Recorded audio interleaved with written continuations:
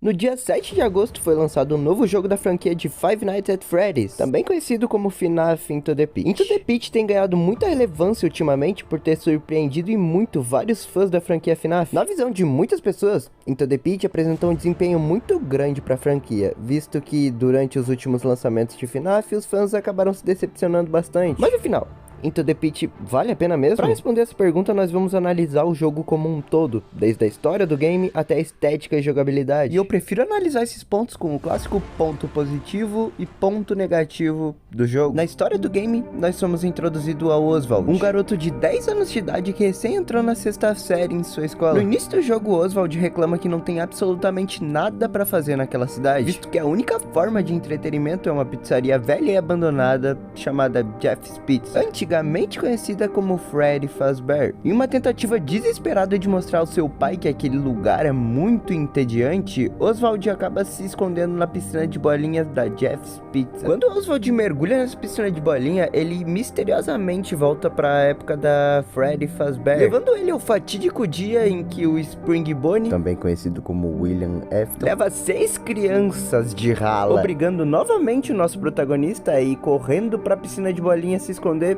e voltar magicamente pro futuro, ou seja, pro seu presente. Aonde no presente ele tenta explicar pro seu pai o que tinha acontecido, até que o Spring Bonnie puxa seu pai pro passado, aonde ele substitui o pai de Oswald e só o Oswald consegue enxergar que aquele é o Spring Bonnie e não seu pai. O que todo mundo ao seu redor, incluindo o Jeffs e a sua mãe, enxerga aquele sujeito como o pai de Oswald. Agora, todas as noites, durante, óbvio, 5 noites, Oswald tem que escapar do verdadeiro Spring Bonnie, ir pra Jeff's Pizza, voltar pro passado e tentar salvar o seu pai. Por mais viajado que essa história pareça, eu gosto muito dessa história de Into the Pit. Não porque os vilões são muito bem programados e é um jogo completamente diferente e inovador no mercado, nada disso. Eu acho que Into the Pit é muito interessante porque é um jogo que realmente foca em trazer a história como experiência. Se você entende a história básica de Into the Pit, as motivações dos personagens, automaticamente você vai ter uma experiência mais completa. Dito a história de Into the Pit, a gente vai conversar sobre a estética e jogabilidade do game. E sim, eu vou mesclar os dois porque ambos se ajudam, ambos se completam. A jogabilidade de Into the Pit é muito simples, e isso não é um ponto negativo, muito pelo contrário, é um ponto positivo até. Isso, pelo menos na minha opinião, mostrou que FNAF conseguiu entender as suas limitações, visto que Into the Pit é um jogo em pixel. Os botões que a gente tem acesso em Into the Pit são os botões básicos, WASD, Shift, E. Eu não lembro se a gente usa R, mas em resumo é uma jogabilidade simples, a gente corre, esconde e é praticamente isso. Into the Pit nos trouxe gráficos muito diferentes do que a gente está acostumado com o FNAF. Isso porque Into the Pit não nos introduz em um lugar completamente escuro ou completamente iluminado que nem foi Security Breach. Into the Pit nos introduz a cenários escuros com muita sombra e um contraste muito grande, fazendo com que seja muito mais imersivo para quem tá jogando. Into the Pit consegue passar muito bem o sentimento do Oswald através da sua própria estética. Isso é algo muito difícil de se fazer, não só em jogos, mas em qualquer lugar que tu for mexer com estética, é algo complicado. E eu acredito que a história de Into the Pit é algo que também ajuda na estética do jogo. Tipo, no início do jogo é mostrado pra gente que o Oswald, ele vem de uma classe baixa. E o que representa isso dentro do jogo é a própria casa do Oswald. Visto que a casa do Oswald não é só escura com aquela estética que eu já apresentei pra vocês. Ela é toda arrebentada. É o tijolo da parede exposto, é o telhado caindo, é o tubo de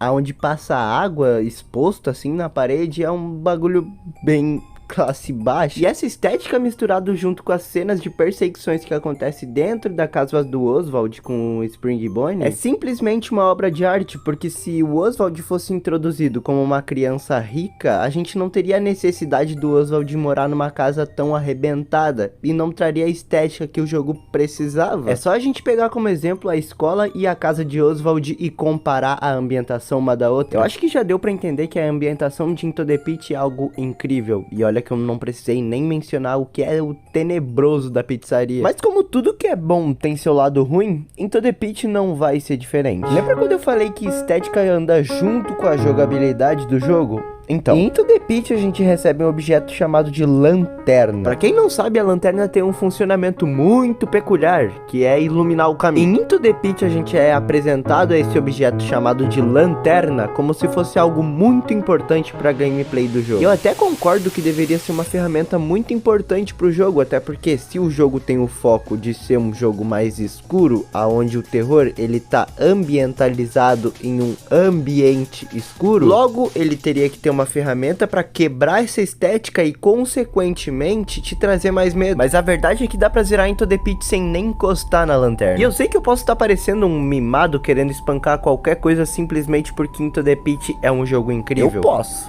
E eu sou um mimado. Mas eu não posso negar o fato de que a mecânica da lanterna não funcionar é algo muito quebrado. Eu vou usar como exemplo aqui o jogo Darkwood, aonde a lanterna faz praticamente parte do corpo do personagem. Eu não vou mencionar a história de Darkwood, mas sim eu vou falar da mecânica da lanterna em Darkwood. Nesse jogo a gente controla um personagem aonde cada lugar que ele olha, a lanterna acompanha o local que ele tá olhando. Em Darkwood, se a lanterna não existisse, isso tiraria 50% do terror de verdade do jogo. Isso porque a lanterna não é só um elemento de gameplay, ela faz parte da estética do jogo. A lanterna em Darkwood faz parte da experiência do jogo. Porque se a lanterna não existisse em Darkwood, a gente não teria muitos obstáculos que a gente tem pela frente. Eu sinto que FNAF tentou replicar a mesma coisa que Darkwood, como se a lanterna fizesse algo importante dentro da gameplay. Até porque existem momentos em que o jogo praticamente olha na tua cara e fala: mano, tu tem que ligar a lanterna. Que é aqueles momentos em que o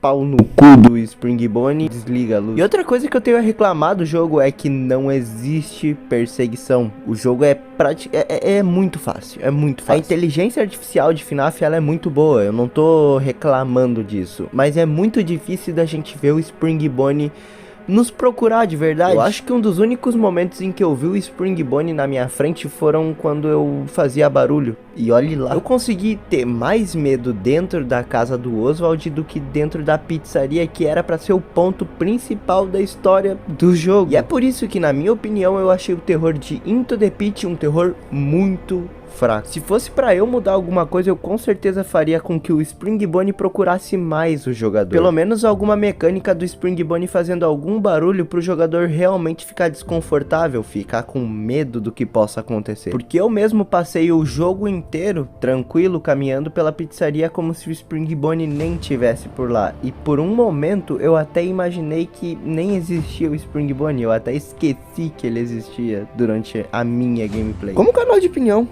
eu quero crescer com vocês, criar opiniões próprias e... eu tenho coisas boas pra falar sobre o mundo, mas eu preciso ser ouvido.